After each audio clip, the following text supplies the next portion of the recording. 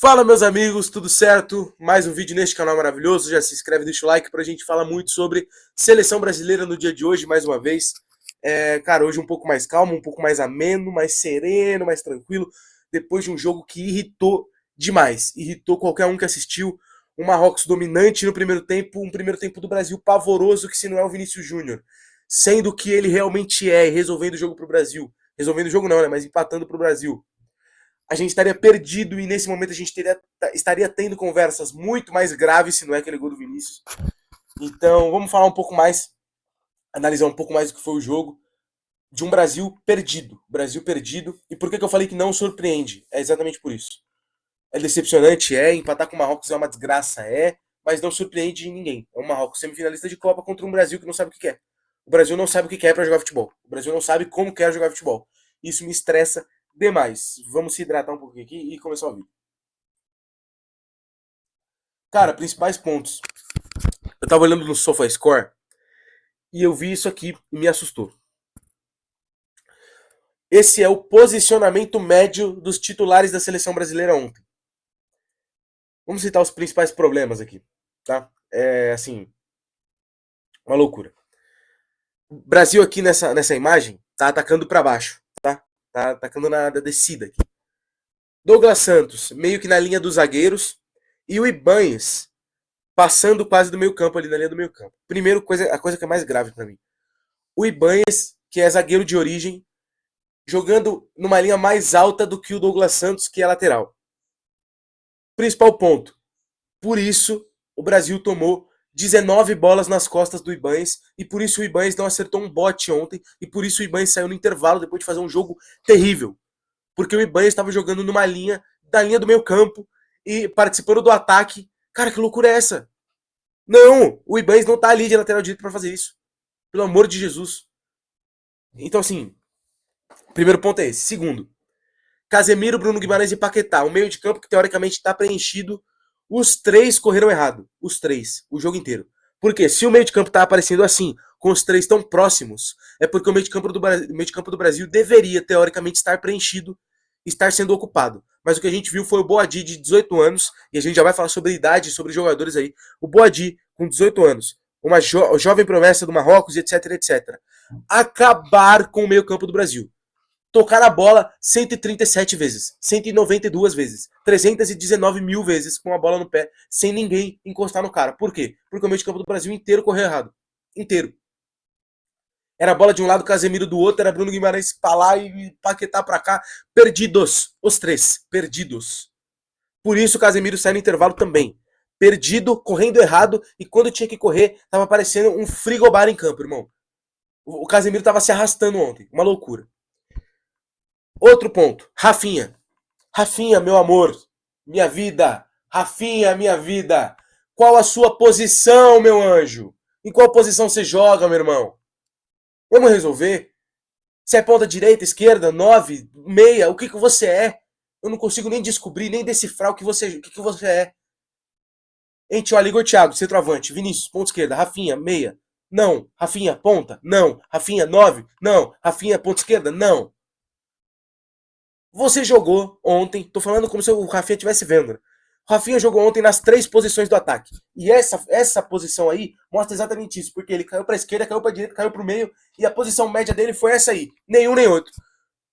E ele não acertou nada em nenhuma das posições. Isso acaba com a minha vida, Rafinha do céu, meu amor, minha vida. Você não acertou nada, meu irmão, ontem, nada.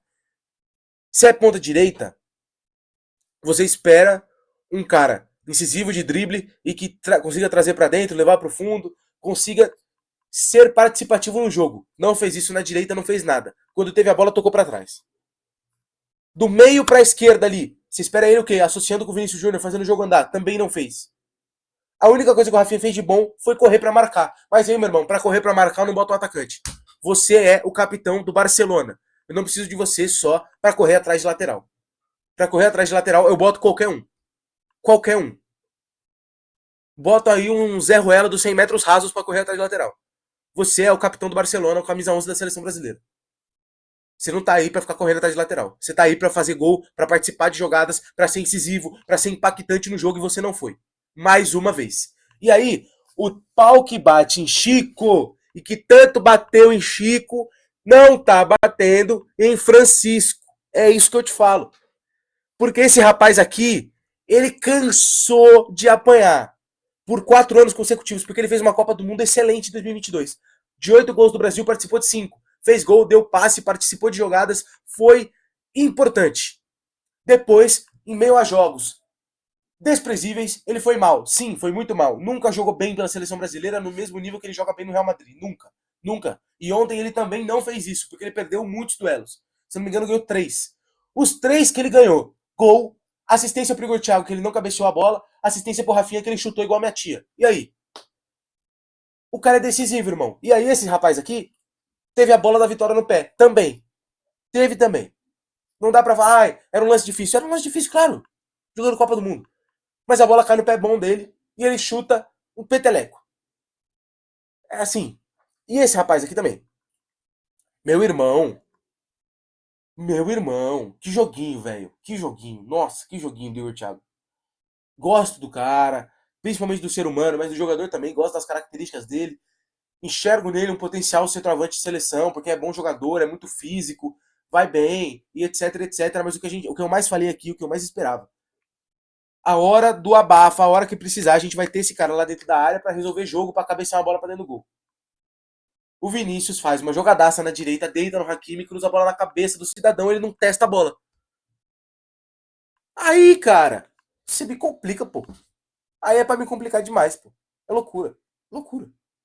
Só que aí o que eu te falo? Nos outros lances do segundo tempo, chegada no fundo do Danilo até, chegada no fundo do Rafinha, chegada no fundo do Vini, ele não tava mais dentro da área, ele saiu porque o Ancelotti colocou o Matheus Cunha. O Carlo Ancelotti colocou o Matheus Cunha no lugar dele. Cara, assim, que jogo estressante, bicho. Que jogo estressante. Que jogo estressante, tá? O principal pra mim tá aqui. Aqui foi nojento. Jesus, foi um jogo tétrico. Nossa, decepcionante. E aí, eu não bati aqui naquela coletiva que ele deu, mas aí tem que falar. Você não precisa provar nada mesmo. Você não precisa. Rafinha, cara, eu tento muito só analisar campo e bola e etc, mas tem coisa que a gente tem que falar. Rafinha, você não precisa provar nada pra ninguém. É sério. Você não precisa. Você não precisa provar nada mais. Sabe quem falou que não precisa provar nada pra ninguém? E que foi massacrado no dia seguinte, quando falou isso, lá no Morumbi? O Neymar. Porque perguntaram pra ele por que ele não foi convocado e ele falou, cara, não preciso provar nada pra ninguém. Ele não precisa provar nada pra ninguém. O Neymar não precisa provar nada pra ninguém. O Neymar é o maior artilheiro da história da seleção brasileira. Com essa camisa aí, ele tem 80 gols, 79, se eu não me engano. O Neymar não precisa provar nada pra ninguém. Ele jogou no Barcelona, foi um dos melhores do mundo. No PSG, foi um dos melhores do mundo. No Santos, Jesus amado, foi top 10 bola de ouro jogando no Santos. Ele não precisa provar nada pra ninguém. Rafinha, você precisa provar, irmão, um universo pra seleção brasileira. Pro torcedor do Barcelona, talvez você não precise provar mais nada mesmo. Você é monstro, você é fenômeno. Isso eu não tiro esse mérito seu. Você é um absurdo de jogador no Barcelona. O povo brasileiro tá esperando você provar alguma coisa. Me desculpa. O povo que assiste o jogo da seleção, a média, olhou pra TV ontem se perguntando quem é você. Desculpa, é verdade. Nunca jogou em um grande clube no Brasil sendo protagonista. Nunca foi protagonista no Brasil em lugar nenhum. Aí foi embora. No Leeds, voou pela seleção brasileira quando apareceu. Jogou muito bem, de verdade. Você é outra pessoa hoje. Totalmente diferente. Você saiu do Leeds pro Barcelona, você é uma estrela mundial. Tua cara até mudou, teu jeito de jogar mudou, tudo mudou. De 4 anos pra cá. Pegar sua foto jogando em 2022, mostrar pra uma pessoa qualquer, acha que é outro ser humano. E se mostrar você jogando também. Por quê? Pela seleção brasileira o nível caiu, no Barcelona o nível subiu pra caramba, foi do Leeds pro Barcelona. Mas e aí, irmão? Você precisa sim provar coisas pro povo brasileiro, desculpa. Pra mim, que assisto você jogar toda semana, quando você veste a camisa do seu clube, você não precisa provar nada. Porque eu assisto futebol, eu te vejo jogar. Se você faz um jogo ruim no Barcelona, você não precisa me provar nada. Agora, com a camisa da seleção brasileira, você nunca provou nada pra ninguém. Assim como até outro dia a gente falava isso do Vini. Ele foi ontem, se não é ele ontem, meu Deus do céu. Jesus amado. Deus me livre se não é ele ontem. Então, assim, uma loucura, tá? E vou falar desse rapaz aqui de novo. Tem que falar. Cara, eu tô esperando ainda. E eu falei aqui no último vídeo ontem. que eu queria uma explicação do Ancelotti sobre por que ele não colocou o Endrick, e falei aqui que a primeira pergunta, não sei se eu falei isso, mas eu pensei. A primeira pergunta da coletiva tinha que ser: Ancelotti, por que você não colocou o Endrick? Pum, microfone na cara. Simples. Perguntaram pra ele na segunda ou na terceira pergunta. Assisti a coletiva. Não precisamos falar de jogadores, precisamos falar do time como um todo, o time formado, não precisamos falar de jogadores. Como não precisa falar de jogadores? Tu escolheu colocar o Matheus Cunha e não o Endrick. Isso impacta no time que não funcionou como um todo no segundo tempo. Porque você tem um fenômeno no banco que você não colocou pra jogar. Precisamos sim, Ancelotti, falar de jogadores. Precisamos. Precisamos. Não é só o teu esquema, um 4-2-4 patético que não serve, que não funciona no futebol atual, porque 4-2-4, dois homens de meio campo no futebol hoje não ganha de ninguém. E aí tu coloca o Paquetá porque você é inteligente, você é um baita treinador, você percebe isso, você coloca o Paquetá para preencher o meio de campo. Só que você coloca o Paquetá vindo da direita para dentro, deixando um buraco do lado direito. Você escalou o Brasil assim. Deixa eu ver se eu acho aqui. Ah, cadê a imagem que eu fiz, meu pai do céu? Agora eu não sei mais achar. Aqui! Tu fez isso aqui! Tu fez isso aqui ontem. Tu colocou o Paquetá pra preencher o meu campo. O Paquetá veio da direita pra dentro pra preencher. Tu largou um buraco na ponta direita, porque tu não colocou o Rafinha por lá. Você coloca o Rafinha pra associar com o Vini, porque na sua cabeça tá tudo certo o Rafinha jogar do lado esquerdo junto com o Vini ali. E eu acho que até é válido. Faz sentido. Se você tem um ponta direita lá pra ocupar espaço, pra ser incisivo, pra driblar. Senão você precisa do Iban subir. O Iban subia, tomava a bola nas costas, porque ele é zagueiro. É óbvio. Eu não quero parecer que eu entendo mais de futebol do que o Ancelotti, porque eu nunca cheguei perto de entender uma vírgula do que ele entende de futebol. Mas desculpa, esse time que ele entrou em campo ontem, com o Igor Thiago lá na frente, não faz sentido algum.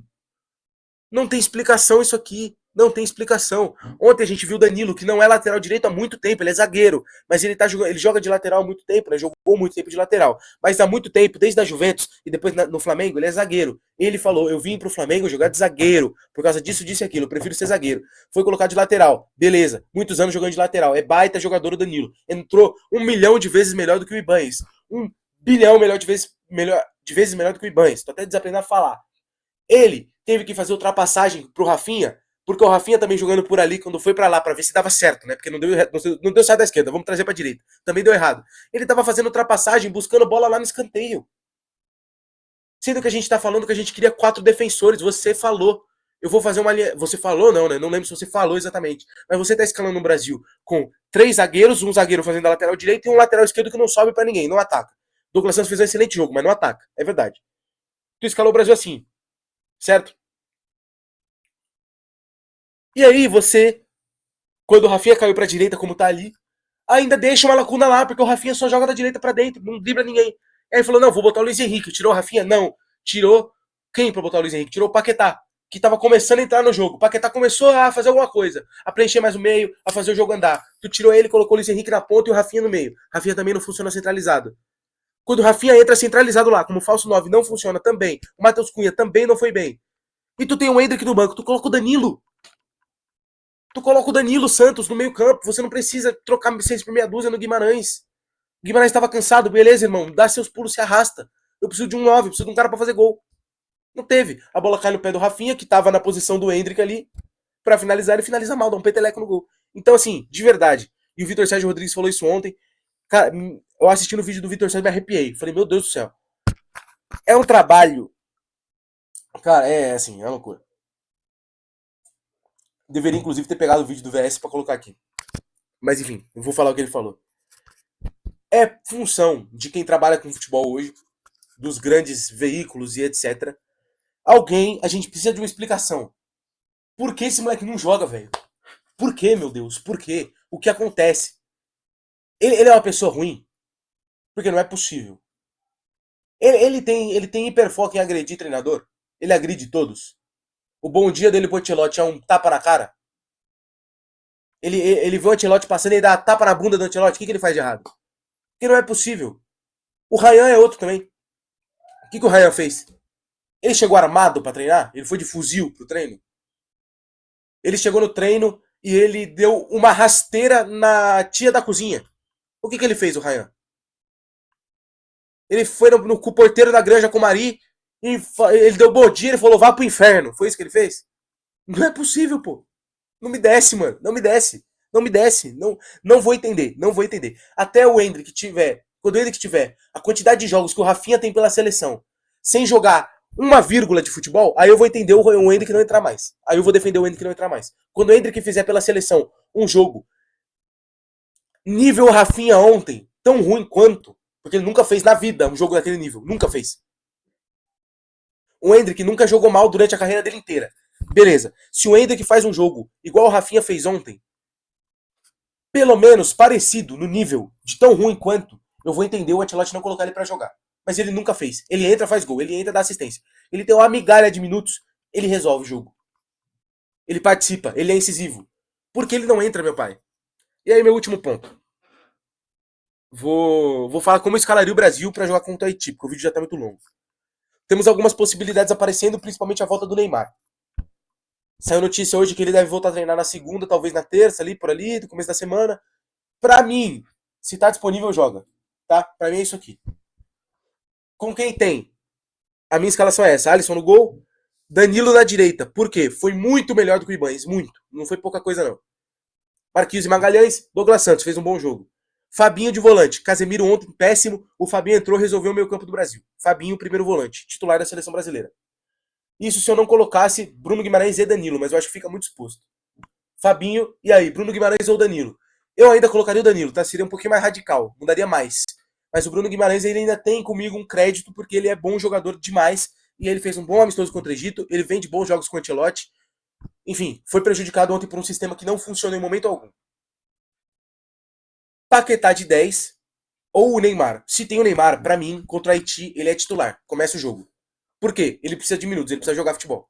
O Neymar precisa entrar em campo e jogar, jogar, jogar. Neymar, ó, filho, é o seguinte, enquanto você aguentar, enquanto eu puder colocar você em campo, eu vou colocar contra o Haiti pra ver o que você pode me oferecer. O Ancelotti nunca viu o Neymar jogar pela seleção brasileira. Neymar, o que eu preciso é, jogue, faz o que você quiser, tá? Preciso ver você jogar, porque contra o Haiti o Brasil vai se montar no ataque e vai ter a bola. Preciso que o Neymar jogue. Por mais que o Haiti tenha mostrado contra a Escócia que não é esse 15 de Piraporinha todo, não é uma desgraça de time, mas também não é Marrocos, né? Enfim. Se eu tenho à disposição, coloco o Neymar todos os minutos possíveis que me falarem. Se o Rodrigo Lasmar chegar e falar, ó, você tem meia hora de Neymar, vai jogar meia hora. Tem 45, vai jogar 45. Tem 60, joga 60.